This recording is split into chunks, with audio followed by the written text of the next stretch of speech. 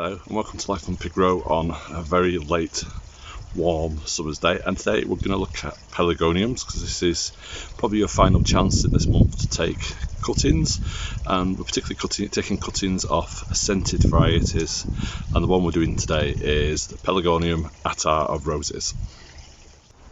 So to do this you'll need a bag and a knife. The bag is to stop transpiration. This means losing moisture. To take a cutting, find a stem with no flower on, and with your knife just gently cut it off just above a node. A node, for those wanting to know what it is this piece here where leaves come out, and keep doing that until you get a good selection of cutting material.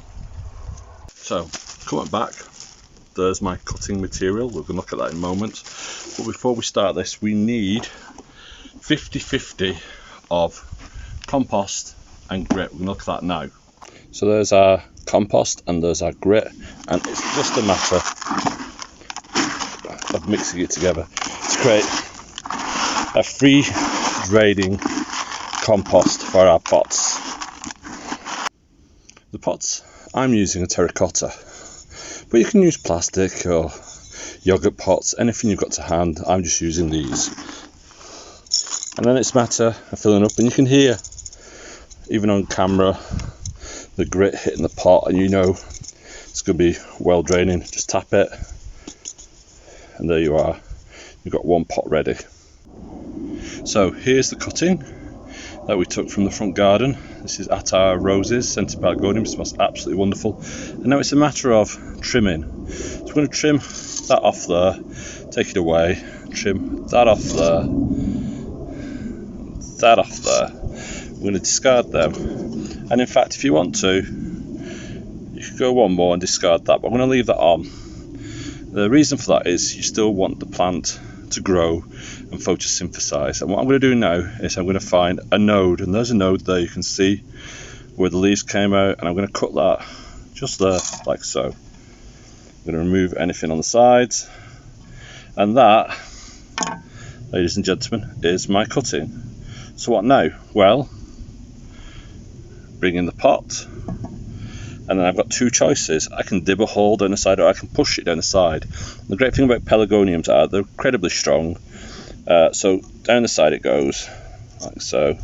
And as it goes down the side, the grit scrapes the stem and encourages more roots. And I'm going to put another two here, and I'll show you what it looks like at the end. I've got my three plants around the side, and around the side to help with drainage. If I planted them in the middle, there could be a problem with them rotting off. Now what I'm going to do with this now is I'm going to water it from beneath, just dampen it off, or use a spray to dampen it off, and I'm going to put it on a windowsill, but not a south facing windowsill, until it roots. And that, folks, is how you get more Pelargoniums. Really simple. These should root in a few weeks' time. You can pop them on into individual pots, overwinter them either in a warm greenhouse or on a windowsill in the house, so I have this scent all through the winter, and then next year plant them out for a more scented Pelargonium frill. So until next time, it's bye bye from Life on Pig Row and me, Andrew, and don't forget, like and subscribe. Bye.